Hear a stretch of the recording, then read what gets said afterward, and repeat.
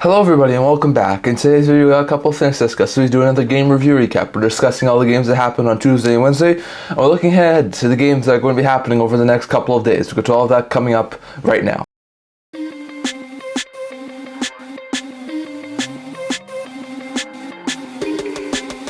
Hello everybody and welcome back to another video here at the Internet Talkie channel. Before we begin this video, don't forget to like this video and subscribe down below. We are so close to subscribers. Thank you for all your support. I would never be able to do it without you guys, so don't forget to subscribe. But to start today's video off, I'm going to be discussing a quick channel update. Today is the last day of videos for me. We're going to be taking a week off, so I'm not going to be doing another game review recap until next week on Thursday, where I recap the games that happened later today, on Friday and Saturday, and then also on next Wednesday. So we're going to be taking a little bit of a break here, just a little bit, not too much of a long break, but I just want to take a week off for Christmas. I'll also do a couple of pre-recorded videos throughout this upcoming week, and I'm also going to do my trade rumor video later today. But besides that, I'm going to be taking the next week off. So the next game review we're going to have is going to be on December 28th. And I'm going to be recapping the next 3 days of game action plus next Wednesday. So it will be interesting to see, but just a quick channel update. This is my last game review video for the next couple of weeks. So just want to let you guys know. But going on to a game review video here. There were a lot of really interesting games over the past 2 days. We had 11 games on Tuesday, plus 3 games yesterday on Wednesday. So we'll get to all of those coming up right now. So we'll start with the 11 games that happened on Tuesday. Lots of interesting stuff. First, the Carolina Hurricanes took on the Vegas Golden Knights. Early on, it was a really close game. It was 1-1. But then the Carolina Hurricanes will score 5 unanswered goals and hold on for a 6-3 victory over the Vegas Golden Knights. Really great win there for Carolina, improving to 17-12-3, dropping the Vegas Golden Knights at 21-7-5. It was a really fantastic game there. The defense and goaltending was a bit better, but this was a fantastic offensive game for the Carolina Hurricanes. For Carolina, Bunting had a goal and 2 assists, and Aho had 3 assists, both at 3-point nights. Shea had a goal and an assist, and Stahl, Jarvis, Svechnikov, and Kotkaniemi also scored for the Canes in the win. While Carey scored twice, Howden had 2 assists, and Eichel also scored for the Golden Knights in the loss. So it wasn't a bad loss there for the Golden Knights. It was a decently close game, but the Carolina Hurricanes were able to pull away with the victory and get a huge win. So really good win there for the Carolina Hurricanes to double up the Golden Knights and improve in the standings. Then we saw the Tampa Bay Lightning jump out to a 5-0 lead, and they would absolutely dominate the St. Louis Blues 6-1. A little bit of a payback there for when they lost 5-0 to them a couple of weeks ago. So a really good win there for Tampa to beat St. Louis and improve to 15-13-5, while they dropped the St. Louis Blues to 15-15-1. So Blues are now back down to 500. For Tampa, Paul had a goal and 2 assists. Stamkos had 3 assists, both at 3-point nights. Kucherov scored twice. Fleury had a goal and an assist. And Mott and Eisenmont also scored for the Tampa Bay Lightning in the win, while Falk was the lone goal scorer for the Blues in the loss. So this was the first loss with the Blues after their coaching change. Their mini 2-game winning streak comes to an end, and they're back down to 500, so that's not great news for the St. Louis Blues. Well, for the Tampa Bay Lightning, that's a very great win for them. They had a huge win there, must-need win. So really good stuff there for Tampa to improve in the standings and get closer to a top 3 spot in the Atlantic. Then we saw the Philadelphia Flyers extend their point streak to 9 games and come back from down 1 goal to beat the New Jersey Devils 3-2 in overtime. Huge win there for the Flyers. They continue to find ways to get points. They're up to 18-10-3 on a 9-game point streak right now. Devils, meanwhile, have lost their second, and they're down to 16-12-2 on the year. So not great stuff there from the New Jersey Devils. This was a winnable game. They had a couple chances to put this game away, but the Flyers were able to hang in there, keep it close, make it a tie game, and then score in overtime. Paling scored twice for the Flyers, and then Tippett, the OT winner, also scored for the Flyers in the win, while McLeod and Bratt were 2 goal scorers for the Devils in the loss. Not a great game there from the New Jersey Devils. Definitely one where they could have easily put this game away, but it was a really close game, and the Flyers are able to come away with the victory. Then we saw New York Rangers in a rematch of a game from last week against the Toronto Maple Leafs play each other. Last week, Leafs absolutely destroyed them. 7-3 was a very fantastic win for Toronto Maple Leafs.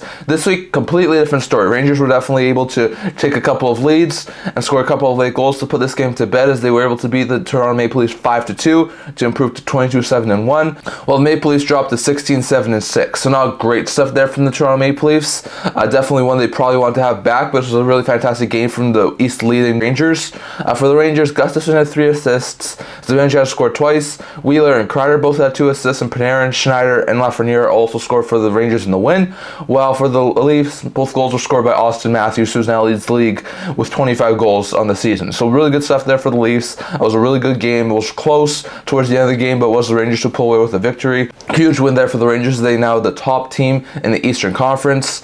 Then we saw the Minnesota Wild take on the Boston Bruins. Really good game there. Really back and forth action. Both teams had leads at different points in this game, but in overtime, this was a 3-3 game. And then this goal here, remember, all clips are credited to Sportsnet, but from Kirill Kaprizov, his second of the game and the OT winner, would help the Minnesota Wild beat the Boston Bruins in overtime 4-3 to improve to 13-13-4, and they're back up to 500 after the win, while the Bruins dropped to 19-5-6. Not great stuff there from the Boston Bruins. This was definitely a winnable game, one that they probably want to have back. But still, it's a loss for the Bruins. Not great game there from Boston.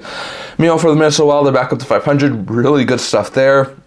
Kaprizov had the OT winner, scored twice, and both Johansson and Hartman also scored for the Wild in the win, while Pasternak scored twice, Zacha had 2 assists, and Marchand also scored for the Bruins in the OT loss as they fall to 19-5-6, like I said. So, not bad stuff there for the Boston Bruins. They continue to get points. I think they're on like a 4 or 5 game point streak now, so they're doing all right. They just can't find ways to win at this point in time.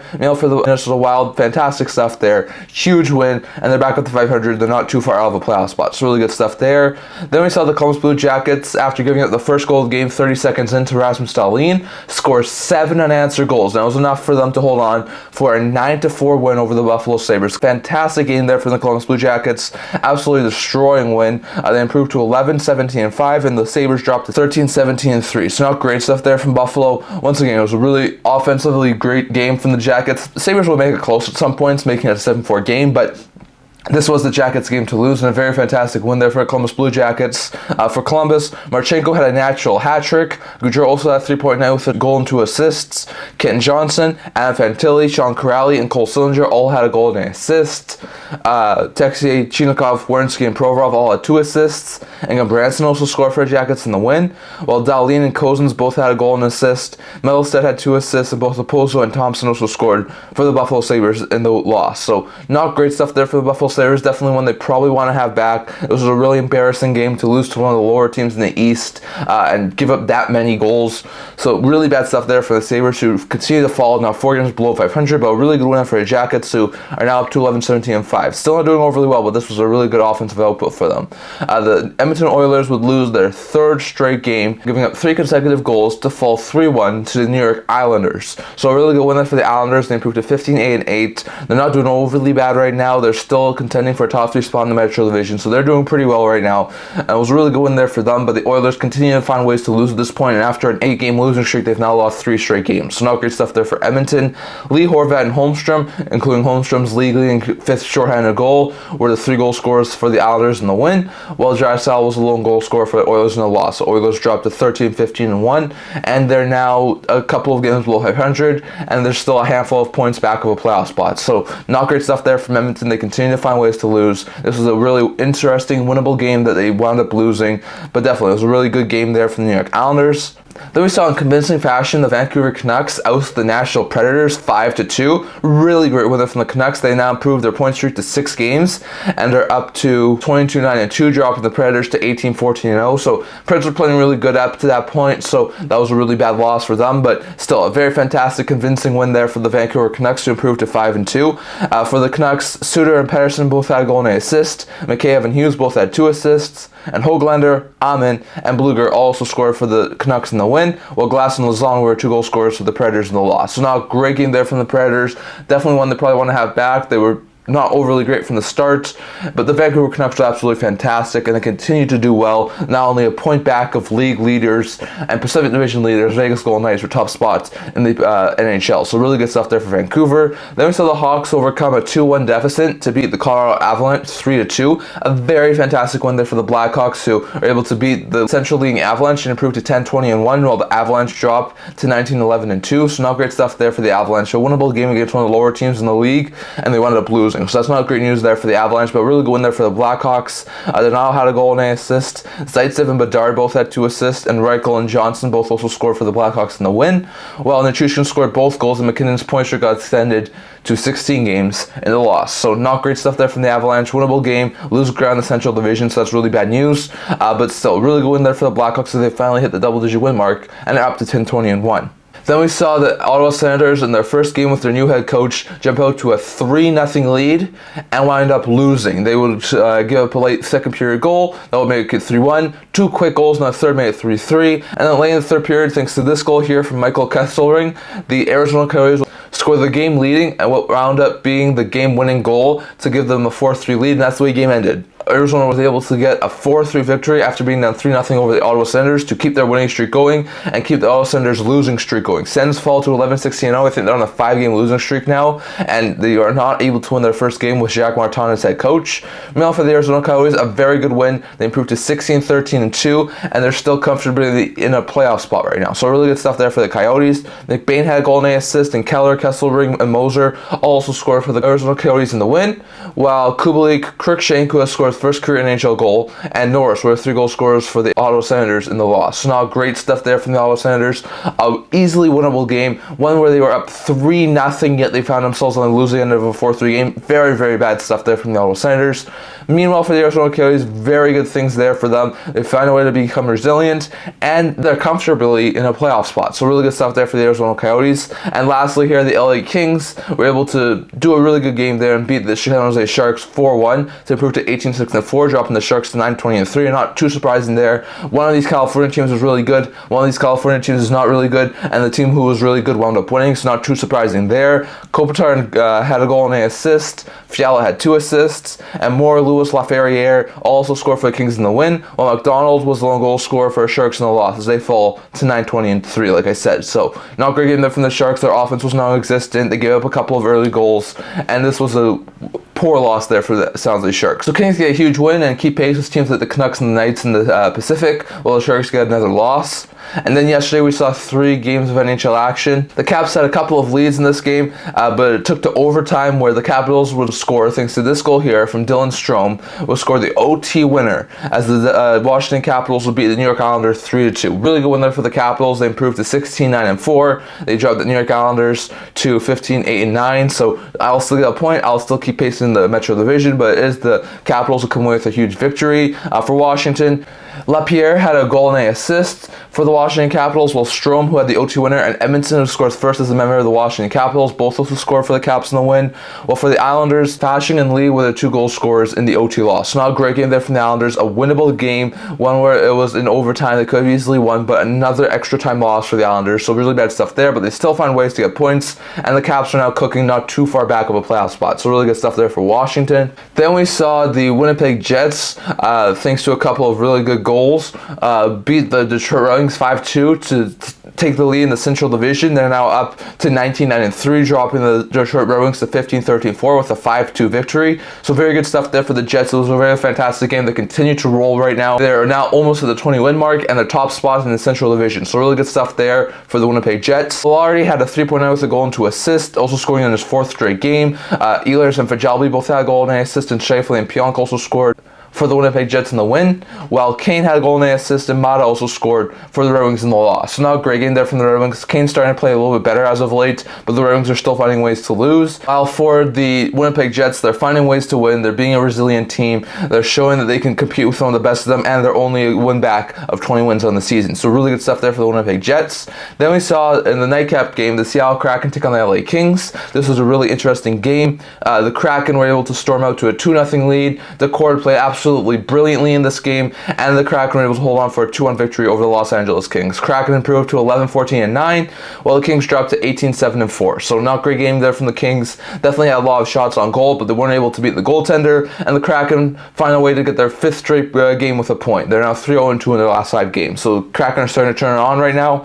For Seattle, Eberle and Tanev were 2 goal scorers in the win, and for the LA, Lauzon was 1 goal scorer in the loss. So not a great game there from the Kings. Even the goal that the Kings scored was just a fluky goal. The Cord was absolutely brilliant in this game, and it was a really good win there. Close tightly game, but just like the one that happened on Saturday last week where the Kings would win 3-2 in a shootout, the Kraken were able to keep this a close game and ended up winning this time. It was a 2-1 win, so huge win there for the Kraken. But those were all the 3 games that happened on yesterday. Caps win, Jets win, and Kraken win. Really interesting games there. Those are all the game reviews that we're going to talk about here today. We're going to go over to a quick game preview for the next couple of days. So over the next week, where, like I said, taking off, there are going to be 12 games later on today, 4 games tomorrow on Friday, then a 14 game day on Saturday. That will lead to us a 3-day break for the NHL. They're taking the Christmas Eve, Christmas Day, and Boxing Day off, so there will be no games on Sunday, Monday, and Tuesday. Then on Wednesday, there's another 14 games. So we're going to be discussing these 4 games next week on Thursday. So we'll get to a game preview here of all these games quickly right here. The Toronto Maple Leafs take on the Buffalo Sabres. Leafs trying to improve in the Atlantic. Sabres looking to get back up to 500. Jackets take on the Capitals. Jackets looking to climb the East standings. Capitals looking to keep pace with the other teams in the Metro for a top spot in the Metro Division. Blues take on the Panthers. Blues looking to get back to above 500. Panthers looking to keep pace with the Leafs for a top spot in the Atlantic Division. Flyers take on Predators. Rematch of a game from a couple of days ago. Flyers looking to gain in the Metro. Preds looking to keep pace for a wildcard spot. Canes take on the Penguins. 2 Metro Division teams looking to climb the standings. Knights take on the Bolts. Bolts looking to avoid going back to only 1 game below above 500. Knights looking to improve their lead in the Pacific Division. Those games all happen at 4 o'clock. Then at 4:30, the Devils take on the Oilers. Oilers looking to stop the skid. Devils looking to stop their own skid. The Canucks take on the Stars. 2 of the best teams in the Western Conference right now to play each other, so that'll be an interesting game.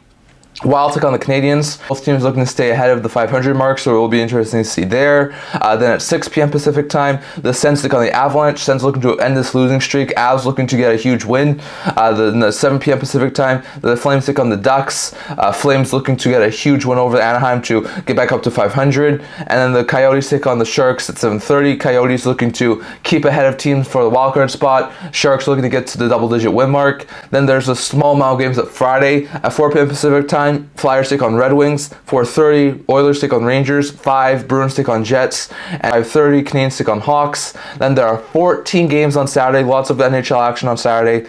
At 11 a.m. Pacific time, Stars take on Preds. At 12 p.m. Pacific time, Golden Knights take on Panthers. At 4 p.m. Pacific time, Leafs take on Jackets. Bruins take on Wild. Red Wings take on Devils. Pens take on Senators.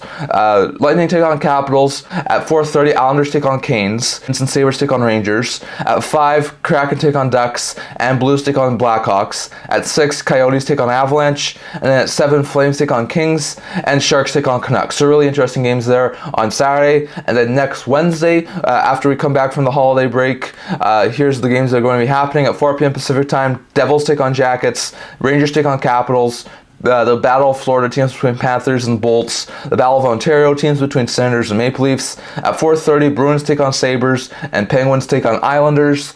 At 5, Detroit takes on Minnesota, and Carolina takes on Nashville, and Dallas takes on St. Louis. At 6, Colorado takes on Arizona, and Winnipeg takes on Chicago. At 6:30, Kraken take on Flames, and at 7, Golden Knights take on Ducks, and Sharks take on Kings. So lots of interesting games over the next handful of days that we'll touch on next Thursday, so lots of interesting stuff there.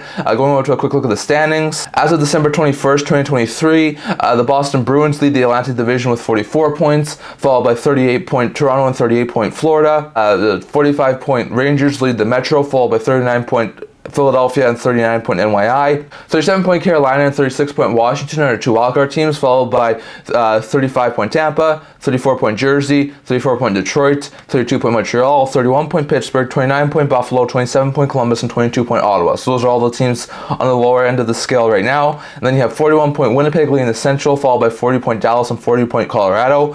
47-point Vegas leads the Pacific, followed by 46-point Vancouver and 40-point LA. And then 36-point Nashville's first wildcard, 34-point Arizona is second wildcard, and they're followed by 31-point St. Louis, 31-point Calgary, 31-point Seattle, 30-point Minnesota, 27-point Edmonton, 24-point Anaheim, 21-point Chicago, and 21-point San Jose. And those are the teams right now on the outside looking in. So it'll be interesting to see, but those are all your standings as of right now, as of December 21st, 2023. And like I said, I'm going to keep this as a Thursday sync, so looking back to see where all these teams are to how they were doing last year. The Canucks are 13 points ahead of where they were were last year. The Flyers are 12 points ahead of where they were last year. The Rangers are 10 points ahead of where they were last year. The Coyotes are 9 points ahead of where they were last year. The Capitals and the Panthers are 6 ahead of where they were last year. While the Jackets and Ducks are 5 points ahead of where they were last year. Meanwhile, for the teams who are lower than they were doing last year, Sharks and Oilers are 5 points lower than where they were last year. The Wild are 6 points lower, as are the Bruins, than where they were last year. The Sabres are 7 points lower than where they were last year. The Lightning are 8 points lower than where they were last year. The Penguins, Kraken, and Canes are all 9 points lower than where they were last year, and the Devils are 10 points lower than where they were last year. So definitely some teams who are not doing overly good compared to where they were last year at this point in time, and some teams who are doing some pretty good things compared to how they were doing last year. So interesting stuff there. That's all I'm going to talk about for today. I'd love to hear your guys' thoughts on all of this down in the comment section. Which games were you most excited about? The 11 on Tuesday, the 3 on Wednesday. Which games got you most excited? Which games are you most looking forward to? The 3 games before the holiday break and the 1 day afterwards. So definitely have to hear your guys' thoughts on which games are you most looking forward to over that stretch of time. And what are your thoughts about the standings? Are you surprised Arizona's in a comfortable wildcard position at this point in time? Nashville's still in a playoff spot. Winnipeg's leading the Central Division. Vegas and Vancouver only separated by a point. Are you surprised that the Rangers lead the Eastern Conference? Are you surprised Philly and NYI are in playoff spots? Are you surprised that the Devils are out of a playoff spot? The Bolts are out of a playoff spot. The Caps are in a playoff spot. Definitely. I'd love to hear your guys' thoughts on all of those things. What do you think about all of the teams who are either doing way better than they were last year or way worse than they were last year? Are there any surprises to you? Definitely. Love to hear your guys' thoughts on all of that down in the comment section below. But that's what I'm going to talk about for today. Remember to like this video, and if you're like it, remember to subscribe down below. We have hit 200 subscribers. Thank you for all of your support. I would never be able to do this without you guys. Don't forget to continue to subscribe so we can hit 250 subscribers. I also do a blog talking about news, rumors, analysis, stuff like that. So definitely check that out. I'll leave a link to that in the description below, and can't wait to see you guys all for next video. See you guys soon.